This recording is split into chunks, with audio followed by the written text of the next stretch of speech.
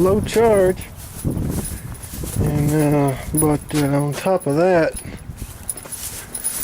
they had put in an ECM board, ECM motor, and a board, control board for this unit. And about a year ago, and what happened was the capacitors were just laying in there. They didn't fasten down the capacitor or nothing, and didn't insulate it. So what you can see here, we touched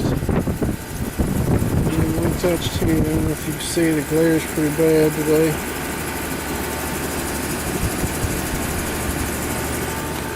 Let's see. There you go. But anyway, you get the idea. It's a 40 microfarad 440 with another one that was a 5 hooked up to it. So we got 45 microfarad at 440. So we got them a new cap.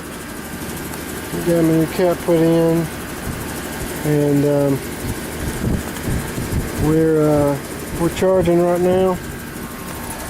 We've got, looks like we're about 63 degrees running temperature. We're at just about 70. We're going to charge up a little bit more here, get around about 10 degrees subcooling, and we'll be out of here. But just wanted to show you guys what happens. This particular unit holds 15 pounds of refrigerant, 14.9 pounds.